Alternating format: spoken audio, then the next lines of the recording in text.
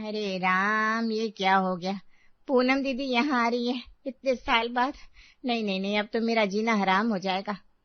क्या हुआ? किसका फोन था? अरे तुम्हारी भाभी का, कह रही थी कल तक पहुंच रही है। अरे तो इसमें इतनी घबराने वाली क्या बात है? तुम्हें नहीं पता मैं उन्हें कितने ताने मारती थी, हर बात पर, हर मौके पर।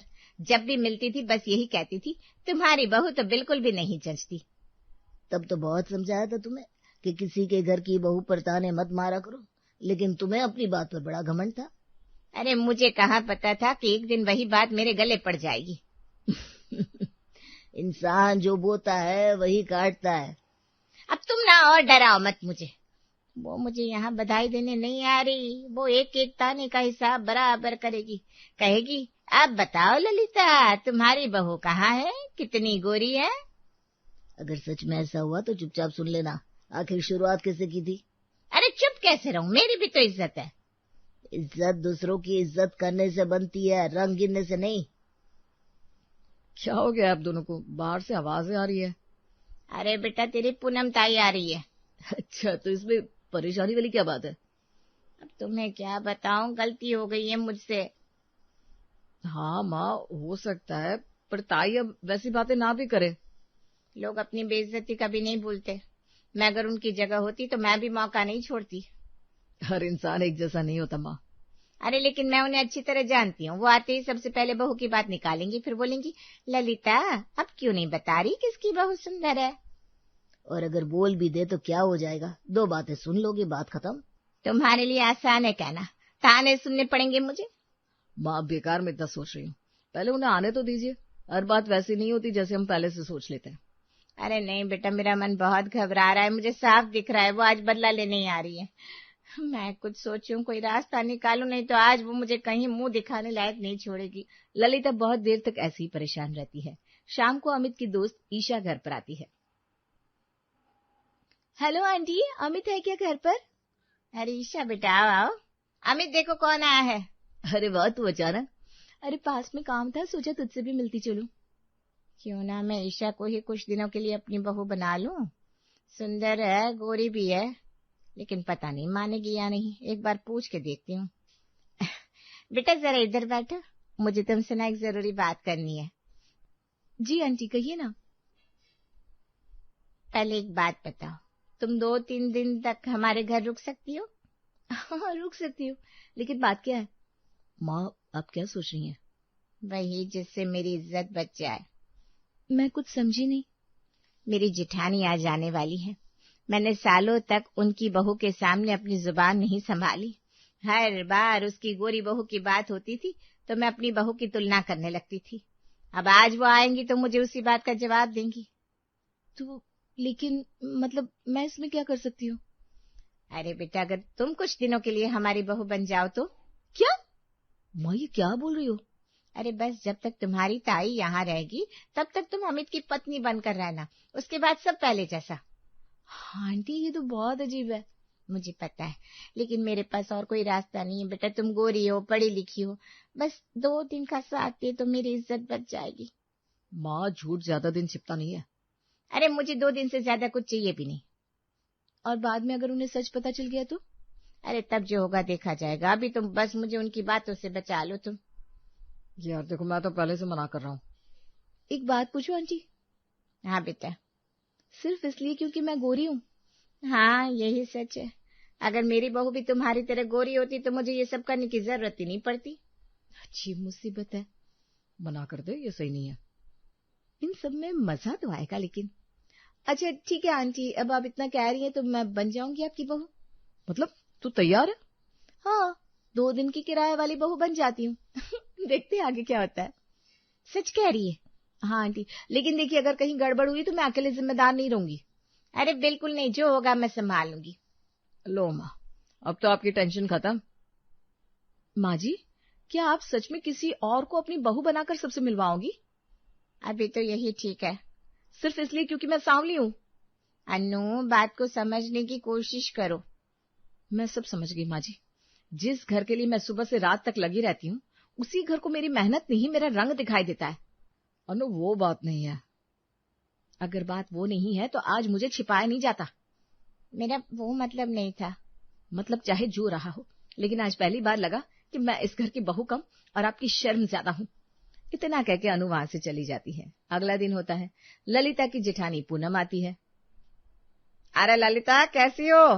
दीदी आइए, कितने सालों बाद घर आई हैं। नमस्ते भाभी जी। नमस्ते संजय जी, कैसे हैं आप? बस भगवान की कृपा है। ताई जी नमस्ते। खुश रहो बेटा। भाभी जी, रीटा बहू नहीं दिख रही, साथ नहीं आई? हाँ दीदी, उसे भी साथ ले आती तो अच्छा लगता।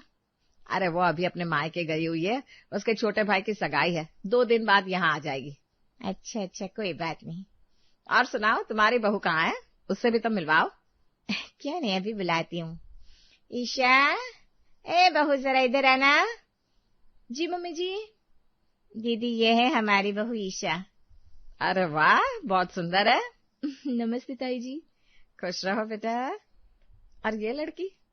ये अनु है, ईशा की छोटी बहन। कुछ दिन के लिए अपनी दीदी से मिलने आई है। नमस्ते। खुश रहो बेटा। अच्छा किया बहन के पास आ गई। मायके का साथ मिल जाए तो लड़की का मन भी लगा रहता है। बिल्कुल दीदी। ईशा बहू, जरा सबके लिए चाय बना कर लाओ। अभी? मैं तो आते ही बैठी हूँ, थोड़ा आराम भी नहीं कर सकती? अरे मेहमान आए हैं बेटा, पहले चाय हो जाएगी तो सब आराम से बैठेंगे। मम्मी जी, मेहमान आपके हैं, आपने बुलाया है तो चाय भी आप ही बना लीजिए।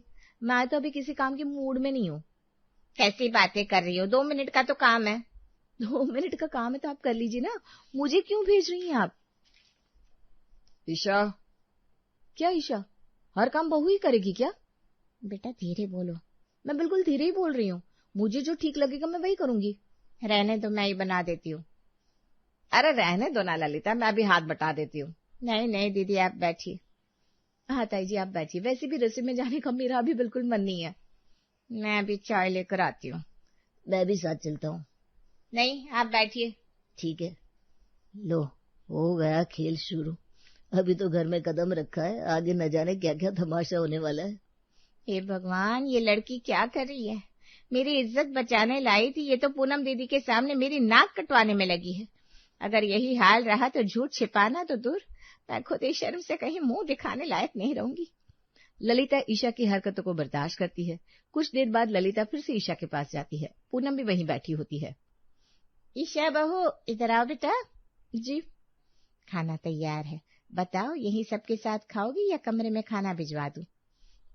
मेरा जहां मन करेगा वहीं खा लूंगी, इतना पूछने की जरूरत नहीं है। अरे बेटा, मैं तो बस तुम्हारी सुविधा के लिए पूछ रही थी। अच्छा, तो फिर यहीं सबके साथ बैठकर खा रही हूँ। नई बहू है इसलिए इतना ध्यान रख रही हो इसका? अरे दीदी, बहू अगर खुश रहेगी तो पूरा घर खुश रहेगा। सही बात है। और आज तो इसने सुबह से मुझे रसोई में घुसने ही नहीं दिया। अच्छा, ऐसा क्या? कहने लगी, मम्मी जी आप बैठिए, आज पूरा खाना मैं बना लूंगी। वाह बेटा, बहुत अच्छी आदत है।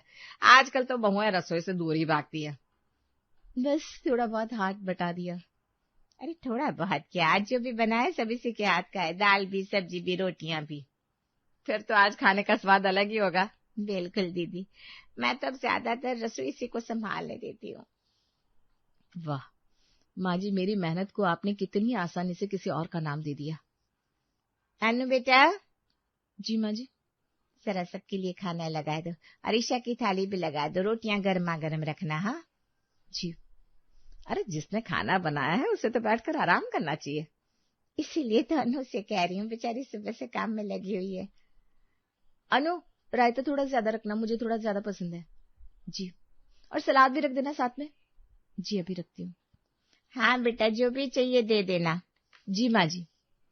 सच कहूं ललिता, तुम्हारी बहू तो बहुत सुघड़ निकली, सुंदर भी है और कामकाज में भी तेज।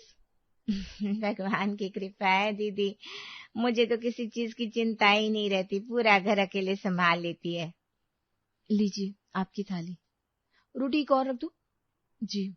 और हाँ, गरम लाना, ठंडी रोटी मुझे बिल्कुल अच्छी नहीं लगती। जी अभी लेकर आती हूँ। अनु, तुम भी बाद में बैठकर आराम से खाना खा लेना। जी। और ये अनु भी बड़ी समझदार लग रही है, अपनी बहन का कितना हाथ बटा रही है। अरे दीदी, बहनें हैं ना, एक दूसरे का साथ तो देंगी ही। सारा खाना अनु ने बनाया और वाह वाही ईशा लूट रही है। ऊपर से उसी अनु से उसकी थाली भी लगवाई जा रही है। ये झूठ जितना बड़ा होगा टूटेगा भी उतनी जोर से। सभी खाना खाते हैं। खाना खाने के बाद अनु अपने कमरे में जाके बैठ जाती है और कुछ सोचने लगती है। आखिर मेरी गलती क्या है कि सिर्फ इसलिए कि मेरा रंग सांवला है? सुबह से रसोई में लगी रही, खाना मैंने बनाया, लेकिन सबके सामने तारीफ किसी और की हुई। इतना भी क्या बुरा होता है सांवला होना? इंसान का रंग दिखता है, उसका दिल, उसकी मेहनत नहीं दिखती। माँ जी को अगर मुझसे शर्म आती है तो फिर मुझे इस घर की बहू बनाकर लाए ही क्यों थे? जब भी मौका आता है मेरे रंग की वजह से मुझे पीछे कर दिया जाता है। शायद मैं चाहे जितना कर लूं, इस घर में मेरी पहचान कभी नहीं बनेगी। अचानक पूनम वहां आती है। अनु बेटा। अरे ताई जी आइए। क्या हुआ, अकेली बैठी हो? नहीं, वो बस ऐसे ही। ऐसे ही नहीं, तुम्हारा चेहरा बता रहा है कि मन में कुछ चल रहा है। नहीं ताई जी, ऐसी कोई बात नहीं है। देखो बेटा, उम्र का इतना अनुभव तो है कि चेहरे देखकर थोड़ा बहुत समझ जाती हूँ। अभी बाहर भी तुम कुछ खोई खोई लग रही थी। वो बस थोड़ा सिर भारी लग रहा है। सिर भारी है या मन? सच में बस थोड़ी थक गई हूँ। सुबह से काम कर रही थी क्या? हाँ, थोड़ा काम ज्यादा था। अच्छा, आप यहाँ कैसे आई? अरे हाँ, मैं तो दूसरी वजह से आई थी। जी कहिए ना। मेरा सिर थोड़ा दर्द कर रहा है। ललिता ने कहा था कमरे की अलमारी में फर्स्ट एड बॉक्स रखा है, वही लेना आई थी। जी वो सामने वाली अलमारी में ऊपर वाले खाने में रखा है। अच्छा, ये रहा। धन्यवाद बेटा। कोई बात नहीं। तुम सच में ठीक हो ना? जी ताई जी, बस थोड़ा आराम कर लूंगी तो ठीक हो जाऊंगी। अगर कोई भी बात हो तो बेझिझक बता देना। जी। और हाँ, अपने मन की बात ज्यादा देर तक दबा कर मत रखा करो। कभी कभी बोल देने से मन हल्का हो जाता है। जी, ध्यान रखूंगी। अच्छा, मैं चलती हूँ, दवा खा लेती हूँ, शायद सिर दर्द ठीक हो जाए। जी ताई जी। आराम कर लेना बेटा। जी। कितनी अजीब बात है, जिनसे मुझे डर था वही मेरा हाल पूछ रही हैं, और जिनके लिए मैं इस घर में दिन रात लगी रहती हूँ उन्हें मेरा दर्द दिखाई नहीं देता। आखिर रंग इतना बड़ा कैसे हो गया कि रिश्ते उससे छोटे पड़ गए? अनु कुछ देर तक ऐसे ही सोचती रहती है। अगला दिन होता है। ललिता पूनम से बात कर रही थी। दीदी सच बताऊं, भगवान ने मुझे बहुत अच्छी बहू दी है। अच्छा, सुंदर तो है ही, लेकिन उससे ज्यादा समझदार भी। घर की हर जिम्मेदारी बिना कहे उठा लेती है। यह तो अच्छी बात है। सुबह मैं उठूं उससे पहले रसोई का आधा काम हो चुका होता है। मुझे तब आदत ही छूट गई है काम करने की। कभी ऊंची आवाज में बात नहीं करती, मेरी हर बात का मान रखती है। अच्छा, आजकल ऐसी बहुएं कहाँ मिलती है दीदी, लोग तो तरस जाते हैं। हर घर की अपनी अपनी बात होती है। बिल्कुल, लेकिन किस्मत भी तो कोई चीज होती है। बहू अगर अच्छी मिल जाए तो बुढ़ापा आराम से कट जाता है। सही कह रही हो। और ऊपर से इतनी सुंदर, जहाँ जाती है लोग बस देखते रह जाते हैं। कई लोग तो मुझसे पूछते भी हैं, इतनी सुंदर बहू कहाँ से ढूंढी? अच्छा, अब मैं क्या बताऊं, भगवान की मेहर है बस। भगवान सब पर मेहर करे, सबको खुश रखे। वैसे दीदी, अगर आपके घर भी ऐसी बहू होती ना तो आपको भी किसी बात की चिंता नहीं रहती। देखो ललिता, मेरी बहुएं जैसी हैं मैं उनसे बहुत खुश हूँ। अरे खुश तो इंसान हर हाल में रहने की कोशिश करता है, लेकिन फर्क तो होता ही है। फर्क किस बात का? अरे रूप रंग व्यवहार। अरे रूप रंग व्यवहार सबका अपना असर होता है। इंसान का व्यवहार सबसे ज्यादा असर करता है। वो तो है ही, लेकिन मानना पड़ेगा, सुंदर बहू साथ हो तो घर की शान भी बढ़ जाती है। घर की शान उसके संस्कार बढ़ाते हैं। संस्कार भी है इसमें, रूप भी, दोनों साथ मिल जाए तो समझो सोने पर सुहागा। कभी कभी सोचती हूँ भगवान ने मुझे जितना दिया है उससे ज्यादा मांगना भी गलत होगा। इंसान को जो मिला है उसकी कद्र करनी चाहिए। बिल्कुल, इसीलिए तो मैं हर रोज भगवान का धन्यवाद करती हूँ कि उन्होंने मुझे ईशा जैसी बहू दी। अच्छा, भगवान तुम्हारा ये भरोसा हमेशा बनाए रखे। बस यही दुआ है दीदी। दुआ हमेशा इंसान के कर्मों के साथ चलती है ललिता। बाकी समय हर बात का सही जवाब दे देता है। पूनम ललिता बातें करते रहते हैं। शाम का वक्त होता है। पूनम की छोटी बहू रीटा आती है। लो देखो, मेरी छोटी बहू भी आ गई। दीदी, यही है आपकी छोटी बहू? हाँ, मैं तो सोच रही थी आपने जिस तरह बड़ी बहू पसंद की, छोटी बहू भी वैसी ही होगी। मतलब? अरे मेरा मतलब, इसका रंग भी थोड़ा दबा हुआ है। हाँ है तो। आपको जरा भी अजीब नहीं लगा? किस बात का? आजकल तो लोग सबसे पहले रंग रूप ही देखते हैं। लोग देखते होंगे, मैंने तो नहीं देखा। क्यों? क्योंकि मुझे घर के लिए बहू चाहिए थी, शोपीस नहीं। लेकिन बाहर जाते वक्त लोगों के बीच, अरे मुझे तो अपनी बहू के साथ चलने में गर्व होता है, शर्म नहीं। सच कहूं मुझसे तो ना हो पाए, मुझे पता है। मतलब? क्योंकि तुम आज भी रंग और रिश्तों का हिसाब साथ साथ लगाती हो। तो इसमें गलत क्या है? गलत यही है कि तुमने अपनी असली बहू को छिपाकर किराए की बहू खड़ी कर दी। दीदी आप ये क्या बोल रही हैं? वही जो इस घर में आने के कुछ ही घंटों बाद समझ गई थी। नहीं नहीं, ऐसा नहीं है। अभी भी झूठ बोलोगी ललिता? आपको किसने कहा कि ईशा मेरी बहू नहीं है? किसी ने नहीं कहा। फिर आपको कैसे पता चला? याद है कल मैं अनु के कमरे में गई थी? हाँ, सिर दर्द की दवा लेने। दवा तो बहाना था, लेकिन वहां मुझे सच मिल गया। सच? अलमारी खुली थी, उसमें एक फोटो फ्रेम रखा था। फोटो में अमित और अनु शादी के जोड़ों में थे, दोनों के गले में वरमाला थी। उस एक फोटो ने तुम्हारा पूरा झूठ खोल दिया। मैं समझाती हूँ। इसीलिए तो मैंने उस समय तुम्हें कुछ नहीं कहा। क्यों? क्योंकि मैं देखना चाहती थी कि अपनी झूठी शान बचाने के लिए तुम कितनी दूर तक जाओगी। पर तुमने तो हद ही कर दी। जिसने खाना बनाया उसका नाम तक नहीं लिया, जिसने सुबह से रसोई संभाली उसकी तारीफ तक नहीं की। उल्टा उसी से उस लड़की की थाली लगवाई जिसे तुम अपनी बहू बनाकर घुमा रही थी। एक बार भी सोचा उस समय अनु पर क्या बीत रही होगी? मुझसे गलती हो गई। नहीं ललिता, ये गलती नहीं थी। गलती अनजाने में होती है। तुमने तो हर झूठ सोच समझ कर बोला। मैं बस आपके तानों से बचना चाहती थी। मेरे तानों से? हाँ, मैंने आपको सालों तक आपकी बहू के रंग को लेकर सुनाया था। मुझे लगा आज आप बदला लेंगी। तो तुम्हें लगा मैं भी वही करूंगी जो तुमने किया? ललिता, मैं बदला लेने नहीं आई थी। मैं तो ये देखने आई थी कि इतने सालों में तुम्हारी सोच बदली या नहीं, और अपनी बहू से मिलवाने आई थी। लेकिन तुम तो आज भी वहीं खड़ी हो जहां सालों पहले थी। चलो एक बात बताती हूँ। जी? अगर कल अमित किसी दूसरी औरत को सबके सामने खड़ा करके कह दे यही मेरी माँ है, मेरी असली माँ तो अंदर बैठी है, इन्हें दिखाने में शर्म आती है, तब तुम्हें कैसा लगेगा? दीदी कैसी बात कर रही हैं आप? माँ की जगह कोई ले सकता है क्या? बस यही बात अपनी बहू के लिए भी समझ लेती। जिस दिन तुमने ईशा को अपनी बहू कहा, उसी दिन तुमने अनु से उसका रिश्ता छीन लिया। तुमने उसके रंग की सजा उसे नहीं दी, अपने संस्कारों को दी है।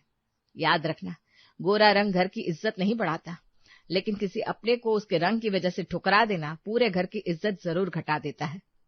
अनु बेटा, मुझे माफ कर दे। माँ जी, मुझे अपने रंग से कभी शिकायत नहीं थी।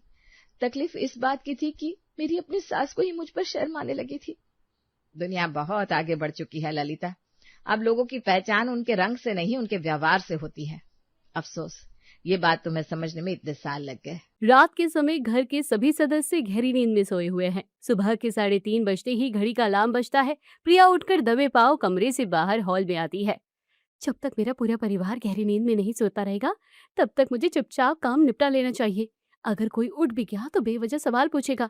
प्रिया हॉल से लेकर नीचे बने तहखाने का दरवाजा खोलकर अंदर जाकर दरवाजा बंद कर देती है और फिर अंदर से आवाज लगाती है, आ गए आप सब लोग? उम्मीद है सब तैयार होंगे, तो चलिए शुरू करते हैं।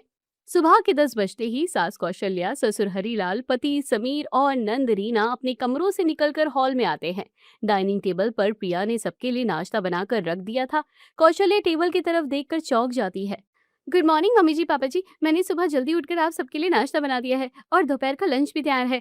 आप लोग आराम से खा लेना, मैं जरूरी काम से बाहर जा रही हूँ। बहू, रोज रोज तुम इतनी जल्दी तैयार होकर कहाँ निकल जाती हो?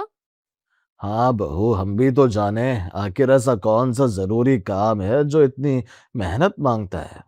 पापा जी, मुझे वो अपने लिए कुछ सामान खरीदने जाना है। आप नाश्ता कीजिए, मैं थोड़ी देर में आती हूँ।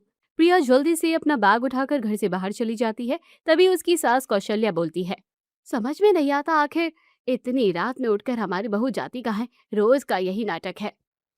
मम्मी जी, इससे बड़ा सवाल तो यह है कि जब रात को देर से सोते ही हैं, तो सुबह सुबह इतनी जल्दी उठते ही क्यों हैं? सवाल तो मेरे मन में भी बहुत सारे हैं रीना, लेकिन मैं उससे सीधे सीधे पूछ नहीं सकता क्योंकि मैं नहीं चाहता कि वो समझे कि मैं उस पर शक कर रहा हूँ। लेकिन बेटा, आखिर वो इस घर की बहू है, हमें पता तो लगाना ही होगा कि आखिर वो इतनी रात को उठकर कहाँ जाती है। दोपहर के समय समीर और उसके पिता हरीलाल दुकान जाने के लिए निकल जाते हैं। घर पर कौशल्या और रीना सोफे पर बैठे चाय पीते हुए आपस में बातें कर रही हैं। मम्मी, भाभी जब से आई है सब अजीब सा लगता है। घर के सारे काम तो निपट जाते हैं पर उनका व्यवहार समझ नहीं आता। वही तो रीना, मुझे भी चिंता होती है। रात में उठकर गायब हो जाना कोई मामूली बात नहीं है। ऐसा लगता है जैसे वो हमसे कोई बहुत बड़ा राज छुपा रही है।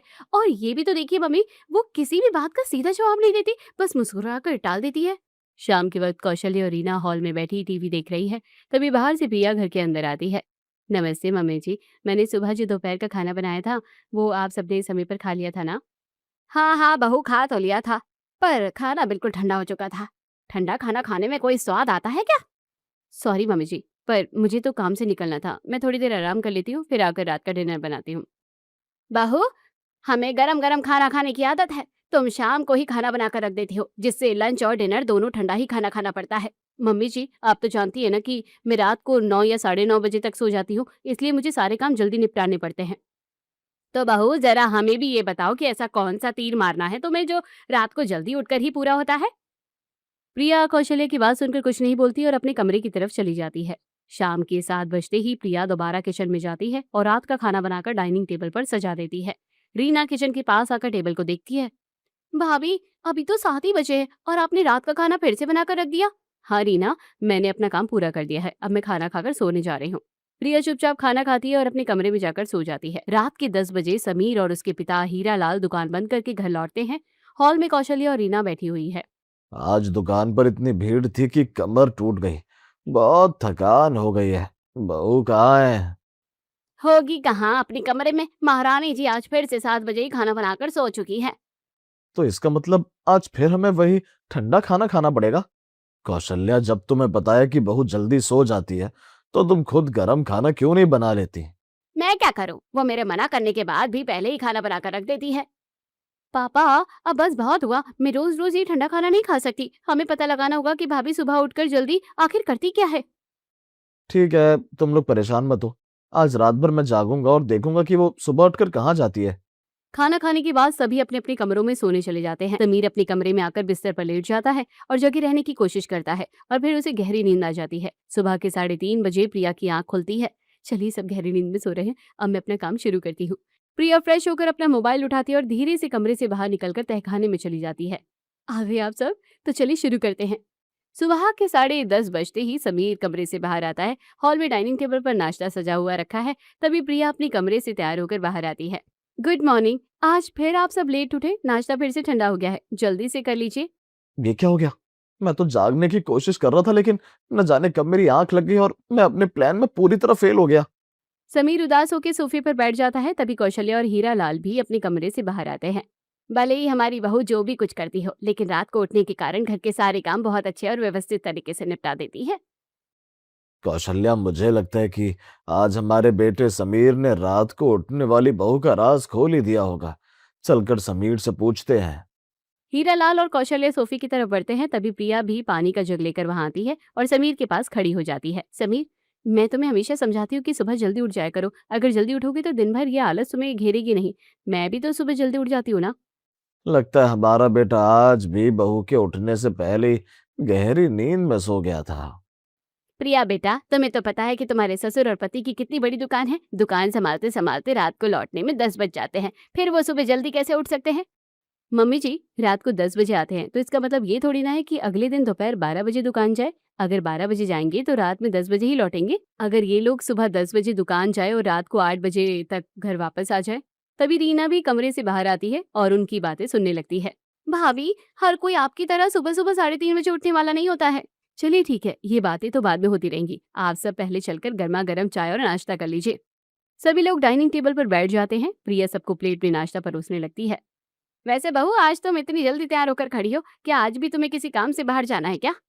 नहीं मम्मी जी, मेरा बाहर जाने का काम रोज का नहीं होता, कभी कभी ही होता है, इसलिए जब काम होता है तभी बाहर जाती हूँ। नाश्ता करने के बाद पूरा परिवार अपने काम में लग जाता है। हमेशा की तरह प्रिया शाम को जल्दी डिनर बनाकर अपने कमरे में जाकर सो जाती है। रात के 12 बजे अंधेरे में कौशल्या, हरीलाल और रीना दबे पांव आकर सोफे पर बैठ जाते हैं। देखो बहू, सुबह उठकर सबसे पहले हॉल की ही साफ सफाई करती है। वो यहाँ साफ सफाई करने जरूर आएगी। आज हम यहीं बैठकर उसका इंतजार करेंगे और उसे रंगे हाथों पकड़ेंगे। तीनों सोफे पर बैठकर समय बीतने का इंतजार करते हैं। थोड़ी देर में तीनों सोफे पर ही गहरी नींद में सो जाते हैं। सुबह के 3:30 बजते ही प्रिया अपने कमरे से बाहर निकलती है और हॉल की तरफ आती है। हॉल में अंधेरा देखकर प्रिया अपने मोबाइल की टॉर्च जलाती है। टॉर्च की रोशनी सोफे पर पड़ती ही प्रिया चौंक जाती है। बाप रे, ये कौन सो रहा है सोफे पर? प्रिया थोड़ा पास जाकर देखती है। अरे ये तो मम्मी जी, पापा जी और रीना है। लगता है बेचारों को रात में नींद नहीं आ रही थी तो आपस में गॉसिप करते करते ये सोफे पर ही सो गए। प्रिया सीढ़ियां उतर कर नीचे तहखाने में जाती है। लाइट जलाकर अपना मोबाइल ऑन करती है। आ गए आप सब लोग, तो चलिए बिना देरी किए शुरू करते हैं। सुबह के 10:30 बजे सोफे पर सो रहे हीरालाल की आंखें खुलती है और वो कौशल्य और रीना को जगाती है।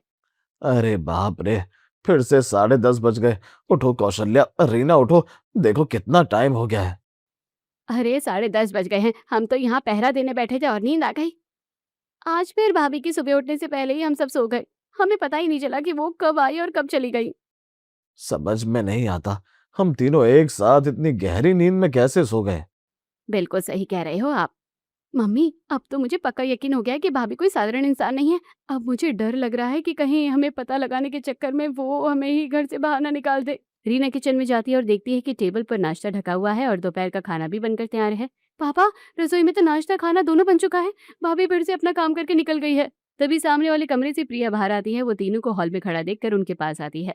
मम्मी जी, पापा जी, गुड मॉर्निंग। आप लोग कल रात अपने कमरों की बजाय हॉल के सोफे पर क्यों सो रहे थे? क्या कमरों में कोई दिक्कत थी? अब क्या बताएं बहू तुम्हें, हम तो बस ऐसे ही।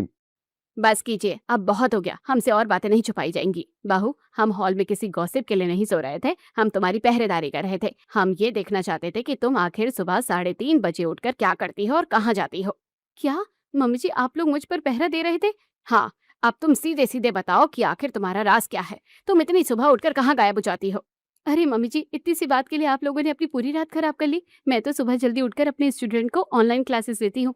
स्टूडेंट को क्लासेस मतलब? तुम कैसे क्लासेस देती हो और कहाँ देती हो? मम्मी जी, सुबह 3:30 बजे उठती हूँ, नहा धोकर तहखाने में चली जाती हूँ। वहाँ जाकर मैं अपने देश और विदेश के स्टूडेंट को ऑनलाइन योगा क्लास देती हूँ। योगा क्लास खत्म होने के बाद मेरी नींद उड़ जाती है। इसलिए बचे हुए समय में मैं घर की साफ सफाई और आप सबके लिए नाश्ता खाना बना देती हूँ। तभी समीर भी अपने कमरे से बाहर आता है। तो बहू ये बात तुम हमसे पहले ही बता देती। अरे इतने दिनों से हम न जाने तुम्हारे बारे में क्या क्या गलत सोच रहे थे। सॉरी पापा जी। दरअसल जब मैं शादी के बाद शुरू-शुरू में यहाँ आई थी, तब मैंने अपने कमरे में सुबह 3:30 बजे उठकर ऑनलाइन योगा क्लास दी थी। उस दिन समीर मुझ पर बहुत गुस्सा हुए थे। उसके बाद जब एक दिन मैं घर की साफ-सफाई कर रही थी, तब मुझे नीचे तहखाना दिखाई दिया। मैंने सोचा क्यों ना मैं नीचे जाकर क्लास ले लूँ, ताकि किसी की नींद भी खराब ना हो। अच्छा, तो तहखाने में तुम योगा सिखाती हो, लेकिन बहू फिर भी तुम दिन में बाहर कहाँ जाती रहती हो? मम्मी जी, जो लोग मुझसे ऑनलाइन क्लास नहीं ले पाते, तो मैं दिन में उनके घर जाकर उन्हें पर्सनल योगा ट्रेनिंग और डाइट गाइड करती हूँ। प्रिया, तुमने ये सब मुझसे क्यों छुपाया। मुझे लगा कि तुम्हें पता नहीं मेरा काम करना पसंद आएगा या नहीं। मम्मी जी, अब तो आप सब सुबह जल्दी उठना शुरू कर दीजिए। अगर मेरे स्टूडेंट को पता चला कि योगा टीचर के अपने ही ससुराल वाले दोपहर तक सोते हैं, तो उन पर क्या असर पड़ेगा? क्या करें बहू, तुम्हें तो पता ही है कि हमारी लाइफस्टाइल कितनी खराब हो चुकी है। मैंने तो आपको पहले ही बताया था कि आप सब अपनी लाइफ़स्टाइल बदल सकते हैं। अगर आप कहें तो कल से मैं आप सबको भी योगा क्लासेस देना शुरू कर देती हूँ। हाँ बहू, अब हम भी सुबह जल्दी उठने वाली बहू से उसके सेहतमंद रहने के तौर तरीके सीखेंगे और कल से सुबह जल्दी उठने की पूरी कोशिश करेंगे। प्रिया मुझे माफ कर दो, मैंने तुम्हें समझे बिना तुम पर शक किया और तुम्हारी मेहनत का सम्मान नहीं किया। मुझे बहुत पछतावा है। कोई बात नहीं समीर, अब सब ठीक है। मुझे खुशी है कि तुमने सच जान लिया है। बस आगे से हम एक दूसरे पर भरोसा रखेंगे।